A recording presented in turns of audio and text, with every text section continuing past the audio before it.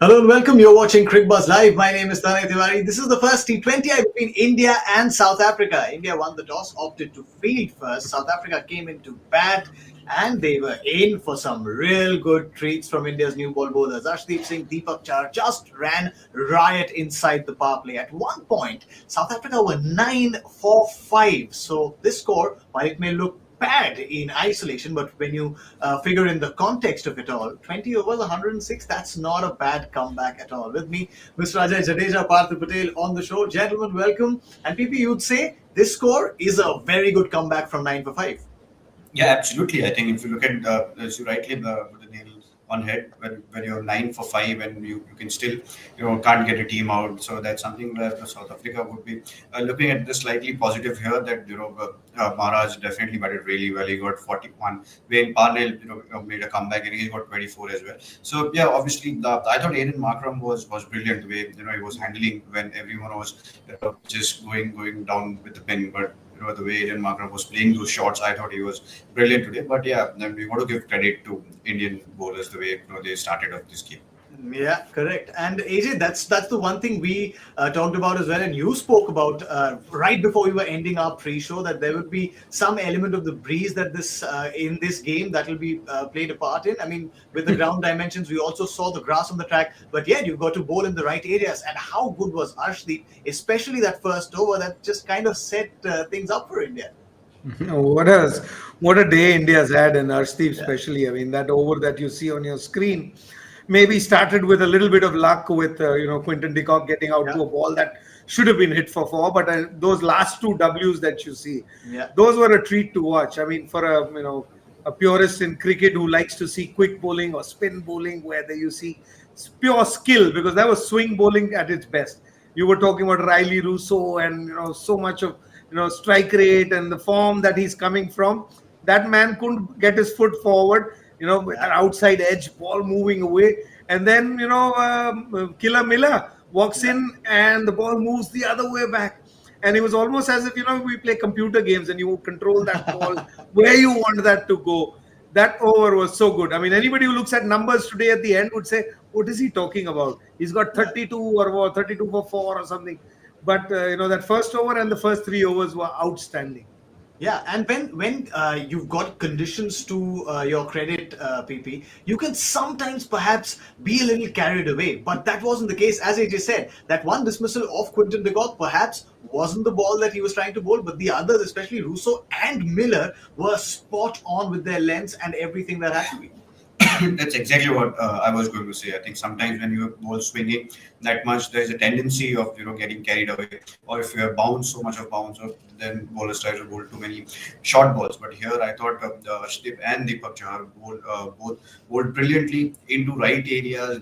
They were not afraid of getting driven. We saw one couple of counter drives from Aiden Markram, but they were still hitting those areas. And what we saw today from Arshdeep was a real range of swing bowling. We saw he was bowling in swingers, he was bowling out swingers, and in between that he went around the wicket and bowled another ball which went away. So I thought Arshdeep showed his range, and he bowled one bouncer also which flew. So that's something which we would as an Indian fan or an Indian supporter, you would want to see this kind of bowling, especially when it's swinging. Try and make the most of it, and which both Arshdeep and Deepak Chahar did today. Yeah, and it's not usually that you see this amount of swing, AJ. Were you surprised? I mean, the pitch did look green, but we heard from the pitch report from the ground, of course, that it was a hard track and the runs would be easy to come by. It did seem towards the middle of that innings that runs were easy, but initially it just seemed like it was tough to put bat on ball. Yeah, I think wicket was pretty okay. I mean, it wasn't one of those wickets where it was seaming around. It was swinging, and we were talking a little earlier as well. I think this is one of those rare grounds that you see in the world now. Yeah. See, most stadiums are now covered, and this one is covered too. But when you watch it on screen, also you'll realize that where the say from third man to fine leg, that part is lower than the rest of the ground. What it does is it makes a little wind tunnel that comes towards you. So people who enjoy swing, and swing happens more because if there's resistance with the wind, it does tend to swing a little more. I mean, this used to be the case in olden days where open stadiums were there. The reason why you don't see so much swing bowling these days is one reason is that you have these closed stadiums. So in a vacuum, it's a little difficult for a ball to, swing that much.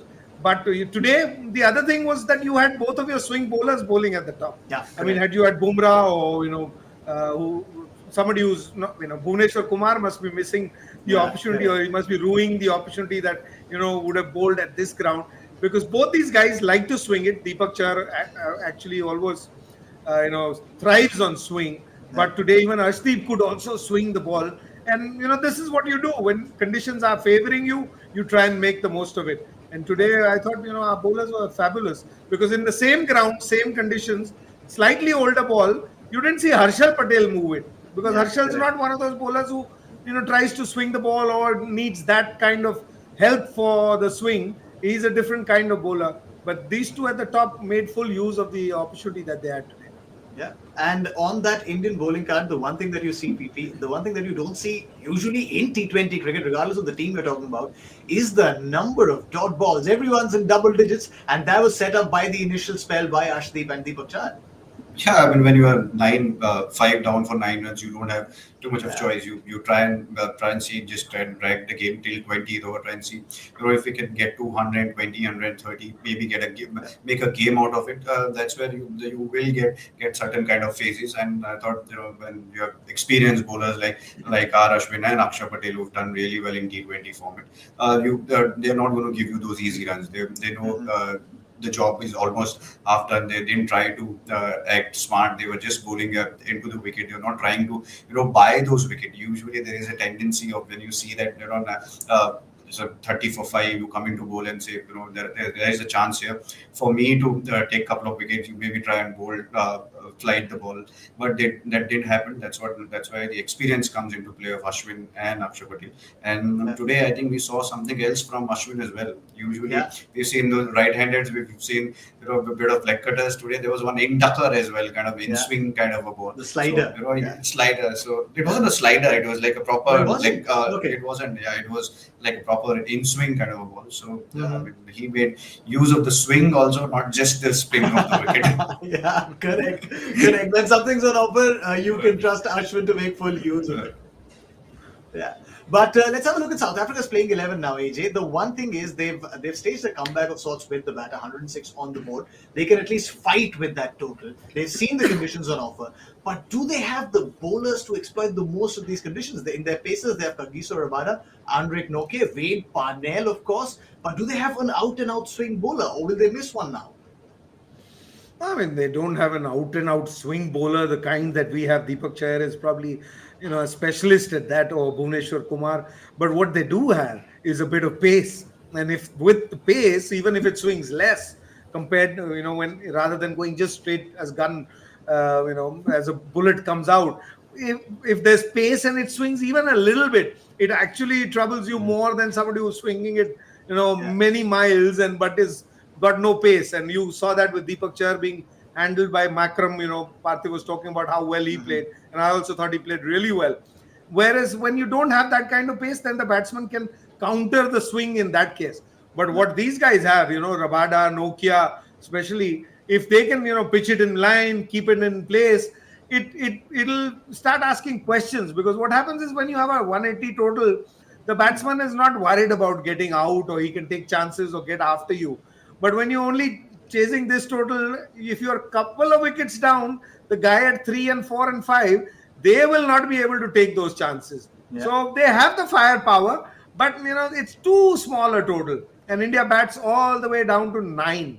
Deepak Chahar is probably 9 or 10 today. You got Ashwin, you got Deepak Chahar, you got Harshal Patel. So except for Arshdeep, and he may mind it if I say that, but all the way down to 10, you got enough batting.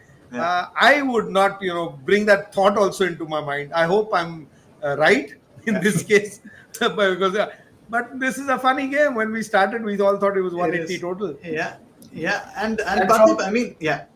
Yeah, just from South Africa's point of view, I think if they want to come into this game, they need 10 for 3. if they can somehow get 3 wickets for 10, these 110 total would anyway look like 140, 150, especially on this wicket. But I would bring in Wayne Parnell early on, just try and get swing going left arm seamers. We know how the record of KL Rahul, Rohit Sharma, and Virat Kohli. The history is against lefty fast bowlers. So maybe try and get into the game early, try and make it swing, maybe get a couple of wickets early on, and you never know. Yeah.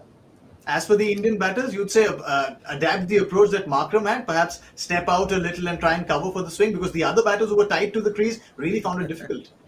No. You can't do that to Nokia and Rabada. I mean, if Deepak Chahar was bowling, yes, you're absolutely right. You got to play normally. I mean, that's because it might swing a little. These are quality players, and the three top quality players today. Why I keep insisting that why these three are quality players is on a day like this. These are the guys now you look to. You're not looking at strike rate anymore. You're not looking at anything. So those three are key to me, and they played test match cricket. They're pretty well equipped, and it's a matter of 2 overs. If India is no loss in 2 overs, this game is over within Combox time or very close to your Combox time. Yeah. It's about those 2 overs, and I hope and pray that they don't go out positive today and start do what KL Rahul did the last game. Mm-hmm. I don't think they will, and they have enough quality to manage getting to this total. So you were saying India will play situation, not the approach which India is playing.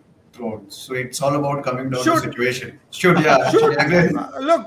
Look, you should, because I mean anybody who's been around this game, for long enough period will always tell you that never preempt this game, because we don't have to go far. 20 overs ago, what were we thinking? What was this game going to be? Suddenly we're talking, we need solidity. We need correct. So it'll keep surprising you. Yeah. And there are some things. Because if you bat 15 overs, last 5 you'll get 15.